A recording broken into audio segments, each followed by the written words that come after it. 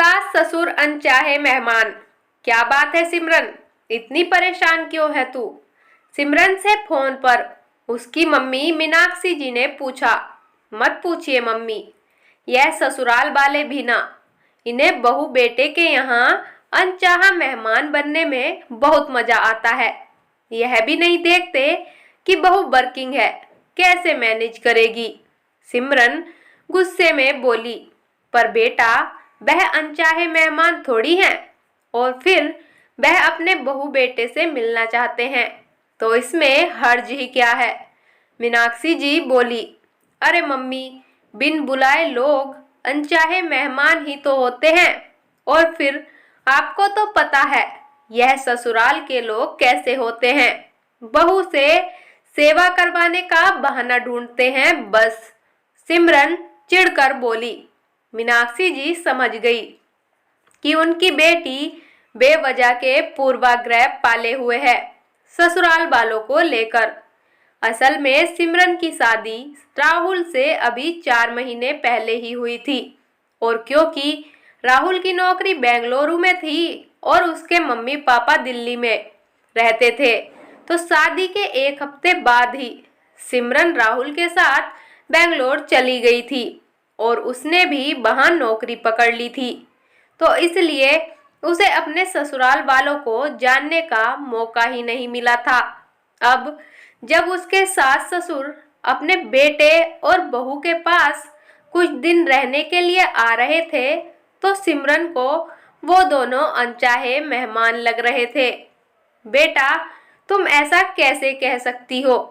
पहले उन्हें देखो, समझो, और बाद में उनके बारे में कोई राय बनाओ।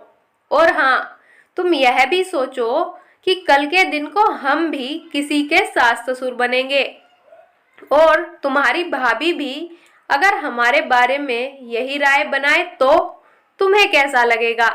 मीनाक्षी जी ने सिमरन से यह कहकर फोन काट दिया। उधर ना चाहते हुए भी सिमरन ने अपनी सास प्रमिला और ससुर जी सुलभ का अपने घर में स्वागत किया, और ऑफिस से भी उसने 2-3 दिन की छुट्टी ले ली थी। अरे मम्मी, आप इतनी जल्दी उठ गए?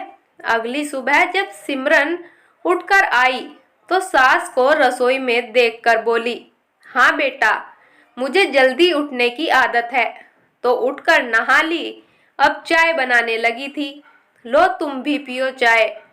प्रमिला जी प्यार से बोली। चाय पीकर प्रमिला जी नाश्ते की तैयारी करने लगी। जब तक सिमरन नहाकर आई, उन्होंने नाश्ता बनाकर तैयार कर दिया। वाह मम्मी, आलू के पराठे, और वो भी चटनी और घर के मक्खन के साथ। राहुल नाश्ता देख खुश होते हुए बोला, हाँ बेटा, तुझे मक्खन पसंद है ना, तो इसलिए मैं घर से लेकर आई थी, साथ में सिल पर चटनी भी पीस लाई थी।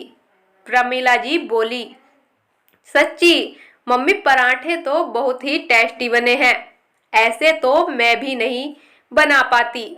सिमरन बोली, मम्मी, इसे भी कुछ सिखा देना आप। राहुल सिमरन को चिढ़ाते हुए बोला। सिमरन नाश्ते के बाद दोपहर के खाने की तैयारी करने के लिए रसोई में गई। पीछे पीछे प्रमिला जी भी पहुंच गई।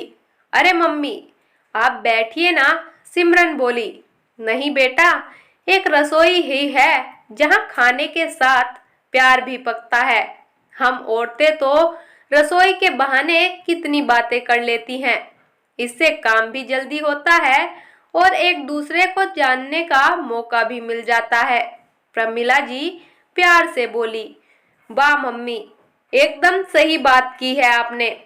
सिमरन हंसते हुए बोली, बेटा, तुम हमेशा यह साड़ी सूट ही पहनती हो? प्रमिला जी ने पूछा। वह हाँ नहीं, असल में मम्मी, आप लोग आए हैं इसलिए। सिमरन यह बोलकर चुप हो गई।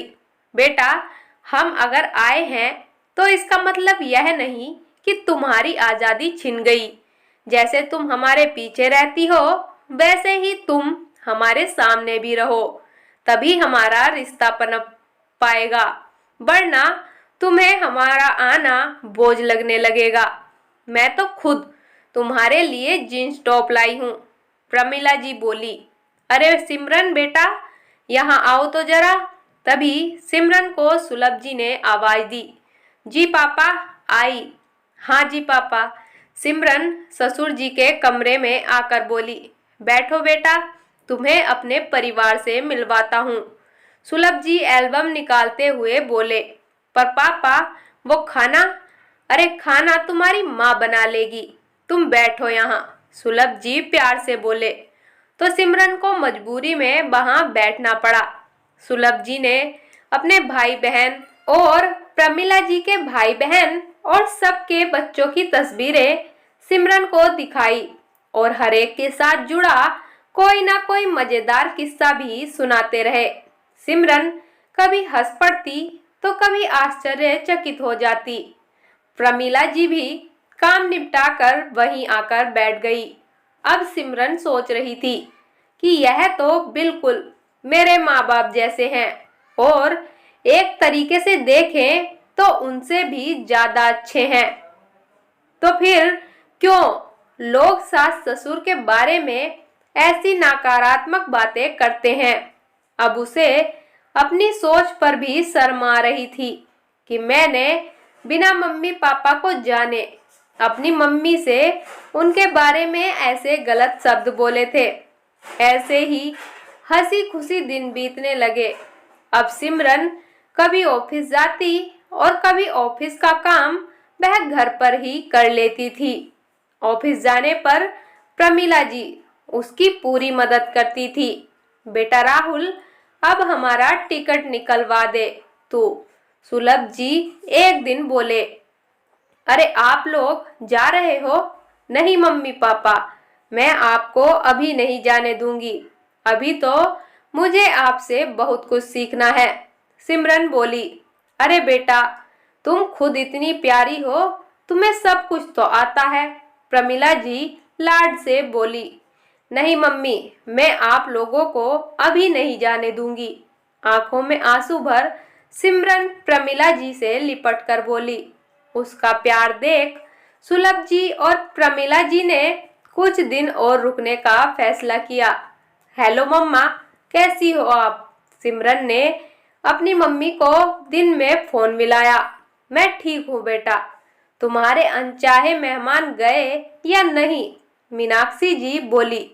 अरे मम्मा, वो अनचाहे नहीं, बहुत प्यारे हैं, और मेहमान तो बिल्कुल भी नहीं है, बल्कि हमारे माँ बाप हैं। वो लोग तो जा रहे थे पर मैंने उन्हें जबरदस्ती रोक लिया, सिमरन ने चहकते हुए बोला। अरे वाह बेटा, यह तो तुमने बहुत सही किया। वैसे भी बड़ों की छत्र छाया छोटों के लिए बहुत जरूरी होती है, मीनाक्षी जी ने कहा। थोड़ी देर बात करने के बाद उन्होंने फोन रख दिया और वह सोचने लगी कि मेरी बेटी अब जाकर समझदार हुई है। उन्हें खुशी थी कि उनकी बेटी वक्त रहते रिश्तों की अहमियत समझ गई थी। सच है दोस्तों, बहुत सी बहुएं हैं जो दूसरों की सुनकर अपनी ससुराल के लिए पहले ही पूर्वाग्रह पाल लेती हैं, जबकि ऐसा नहीं है। हर एक ससुराल बुरा नहीं होता। रिश्ता कोई भी हो, उसे देखना समझना चाहिए और तब उसके बारे में कोई राय बनानी चाहिए।